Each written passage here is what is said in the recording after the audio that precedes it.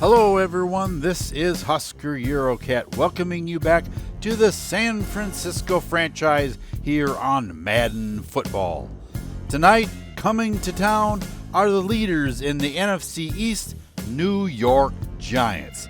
The Giants, even though they've lost OBJ for the rest of the season with a broken elbow, still have a good offense, scoring 23.5 points per game. They do have a quarterback controversy, however, between Davis Webb and Josh Rosen. And even with Webb returning from injury, it seems that New York will be starting Josh Rosen in tonight's game.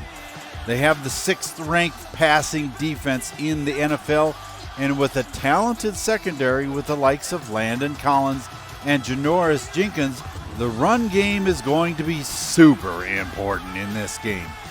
Both teams appear to be ready for the kickoff, so let's join them on the field as the 49ers take on the Giants in an NFC clash here on the Football Freaks Sports Network.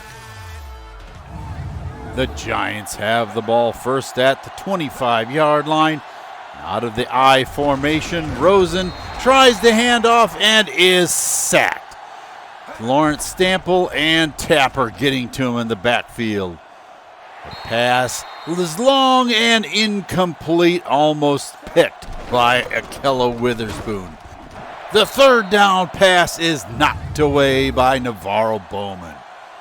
Now the 49ers take over in good field position at the 44 and just a couple up the middle. McKinnon, and he takes it this time to the left and is over the 50-yard line. First down for the 49ers. Jones takes it left side and is inside the 40-yard line for a 6-yard gain. Garoppolo back to pass, completes this one to McKinnon inside the 25.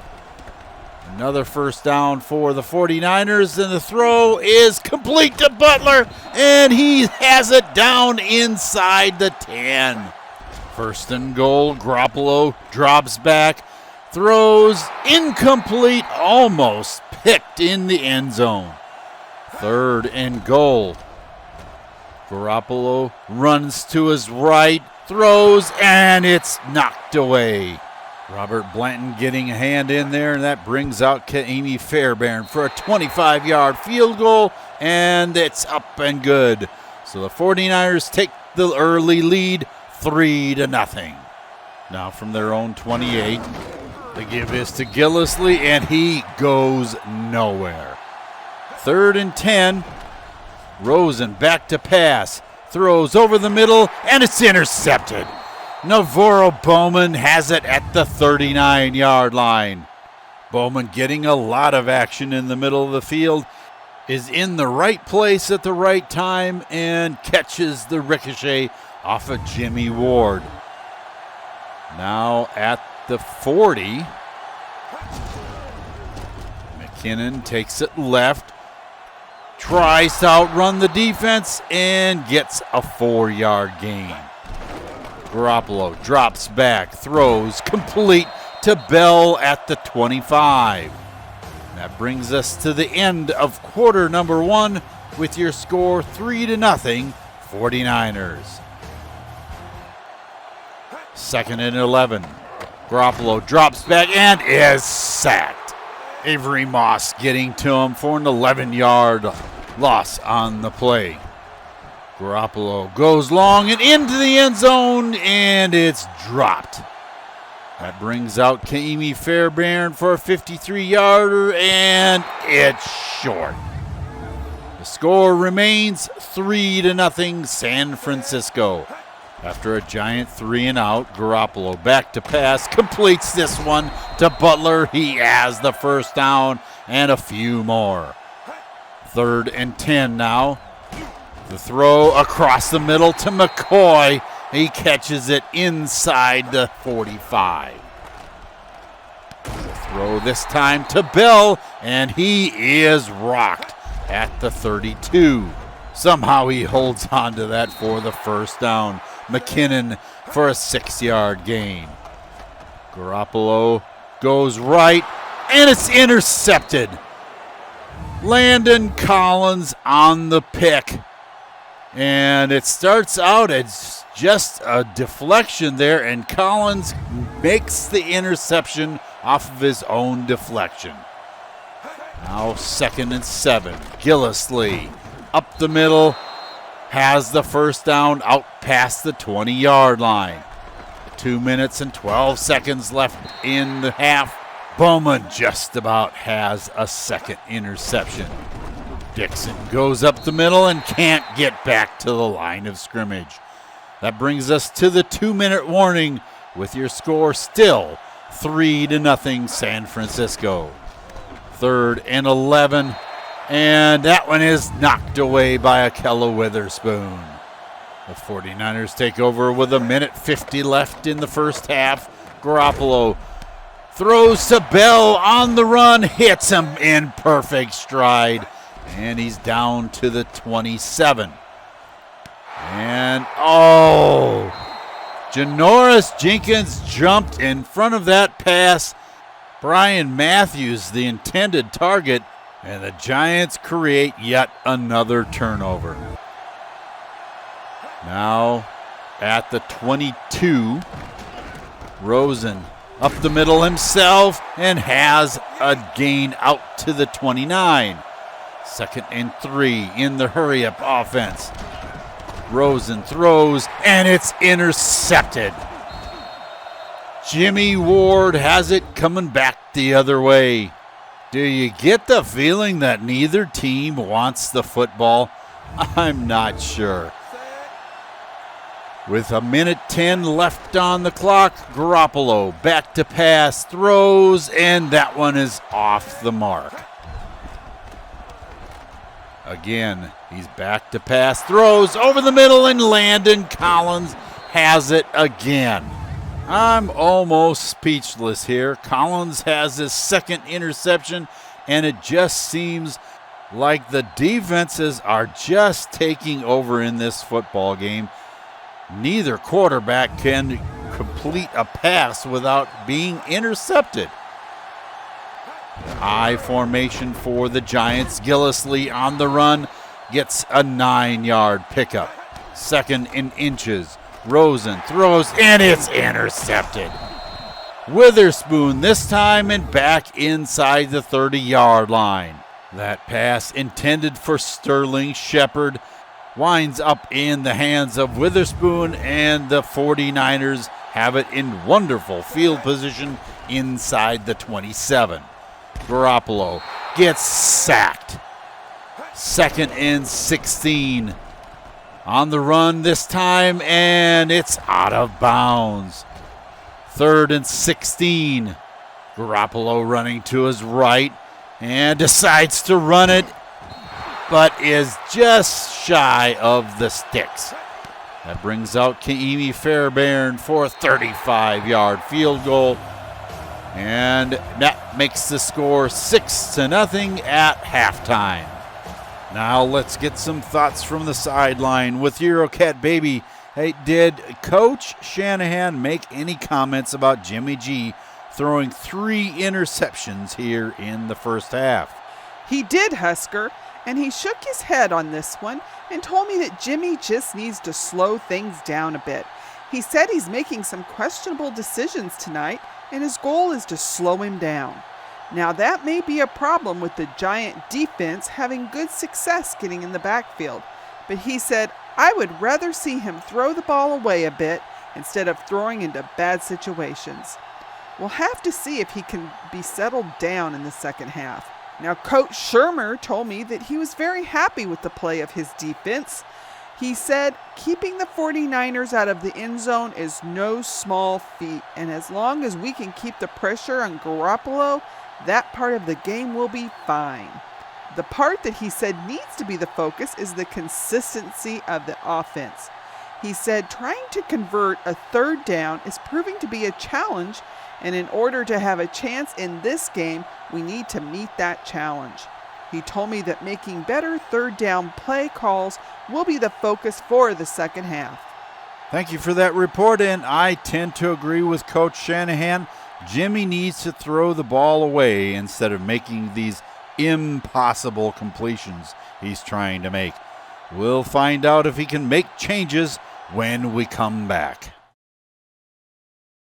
Welcome back, everyone, to Monday Night Football and Levi Stadium for second half coverage between the San Francisco 49ers and the New York Giants. This has been a defensive battle. The 49ers have owned much of the time of possession, but only have 6 points to show for it. After a couple of 3-and-outs, McKinnon is hit hard, and Jenkins picks up the ball, going the other direction, and San Francisco challenges that fumble. And I'm not so sure that they're not right in doing so. If you take a look on the Jumbotron, McKinnon is hit very hard by Landon Collins, jarring the football loose, but not until McKinnon hits the ground. So it would appear that San Francisco is going to retain possession, but what do the officials say? And a play is reversed. The 49ers keep the ball, and Jones takes it around the right side and can't get out of the backfield. On third down, Garoppolo is hit, and the ball goes off incomplete. Fairbairn comes on for a 50-yard field goal, and it is just over the crossbar. For the 49ers, finally take a 2-score lead, and Gillislee is caught in the backfield. Tapper getting to him. The pass this time is out to Sterling Shepard. He has the reception and is out past the 45. 1st and 10 for the Giants. Dixon takes it up the middle, has the first down inside 49er territory at the 40-yard line. Dixon takes it up the middle and is decleated by none other than Navarro Bowman. Ingram with the first down catch against Akella Witherspoon. And Rosen back to pass. Completes this one. No, it's fumbled. And Derwin James makes the recovery. Cockrell is injured and holding his elbow as he walks off the field. We'll have to find out about that injury. But Derwin James makes the recovery. Hit and dropped by Kari Lee at about the 15-yard line. And that ends the Giants' threat. So the 49ers at the 17. McKinnon spins his way out past the 20-yard line for a 6-yard gain. Now, again, McKinnon up the middle, and he gets about 6 yards. And more importantly, a first down. On 2nd and 10, McKinnon takes it around the right side, up the numbers, and has the first down. That brings us to the end of the third quarter with the 49ers in front, 9-0. 3rd and 10 out of the eye. Garoppolo back to pass, and that one is intercepted. The rookie James Fells jumping in front of another rookie, Brian Matthews, making that interception number 4 for Jimmy Garoppolo. Now on 3rd down, 0 for 5 in this contest. And still no 3rd down conversions. So on 4th and 2, Gillislee has the first down and a lot more out of bounds at the 27-yard line. Gillislee again up the middle, has the first down inside the 15-yard line. Gillislee again, another first down, and this time a holding penalty will bring it back. Wes Colquitt guilty of holding on just a little too long. Rosen throws into the end zone, and Evan Ingram comes down with it. Touchdown, Giants. Looking at this on the replay, I'm not so sure that this one shouldn't have been challenged, but it is a touchdown regardless. 23 yards to Ingram, and this makes it a 2-point football game. Bell coming out of the end zone to the 30, to 35, and he is tackled. Had one man to beat, or else he would have been gone the distance. Bell with the completion out past the 40-yard line. An 8-yard pickup. McKinnon finishes it off and gets the first down out to the 50-yard line. McKinnon again, a 9-yard pickup inside Giant territory now. And Jeter with the reception has the first down out of bounds at about the 36. Garoppolo back to pass, throws across the middle to Bell. He has the reception at the 20-yard line. That brings us to the 2-minute warning. Still a 2-point football game, and that one is just about intercepted. Keenan Robinson cannot hold on. McKinnon on 4th down centers the ball basically, and Kaimi Fairbairn puts it through a 42-yard field goal to take a 12-7 lead. Now in the shotgun formation, Rosen throws complete to Sterling Shepard at the 30-yard line. 2nd and inches, and in the hurry-up offense, Rosen complete out to Harris. He has the first down out to the 42. Still in the hurry-up offense, Gillisley in the backfield. Rosen throws long, and it's caught. Rookie Simi Cobbs Jr. makes the grab and out of bounds at the 21-yard line. That puts the Giants in business. Rosen cannot find room and is finally sacked. Charles Tapper making the stop. 2nd and 11. Still in the hurry-up offense, out of the shotgun. Rosen cannot find room again. Now on 3rd down. Can the Giants convert a 3rd down? Rosen throws, and this one is picked off. Quinn Blanding trying to make around the side and cannot make it there, but has an excellent return. Rosen trying to make something out of nothing, tries to hit it, force it into Cobbs, and cannot do it. That one is intercepted, and now it is 49er football with only 50 seconds left in the game. McKinnon up the middle, has a good gain. 2nd and 6. Jones to the 31.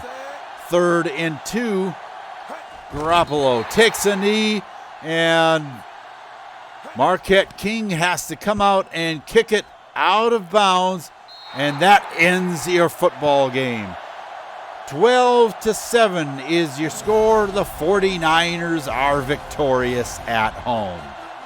Now that's what I call a defensive ball game. What an opposite game from last week against the Raiders. San Francisco barely cracked the 250-yard mark offensively, which is on the low side of things since they averaged just over 300 yards per game. What I thought was even more impressive is that the Giants didn't let the 49ers in the end zone once tonight. And for a while there, toward the tail end of the first half, I wasn't sure who wanted the ball with as many picks as there were. San Francisco's running game wasn't absent, though it did have a tougher time getting the ball down the field. New York, however, couldn't convert a 3rd down, and it showed in their overall game this evening. The Niners won the time of possession battle by just over 50%, so keeping it out of the hands of Josh Rosen definitely paid off. These teams were tied for the number 6 defense in the league, and the stats revealed that 2 of the best defenses were trying to move the ball on each other. Jimmy definitely went from one of the best performances of the season last week to probably the worst of the season tonight. 4 interceptions in the game and only completed 10 passes. This was a highlight reel on how not to be a quarterback in the NFL. While Jerick McKinnon didn't reach another 100-yard game, he was able to have an outstanding performance, given that he had the number 5 rushing defense trying to stop him. It's a little too early to say yet, but San Francisco may have found the answer to their running woes. If you look at the stats for the receivers, it wasn't only Jimmy that was having a tough night. Kenny Bell did lead the way with 74 yards, but even that was hard to come by. And take a look at the numbers for Lester Jordan. No catches and only a drop to show for his efforts. That's awful.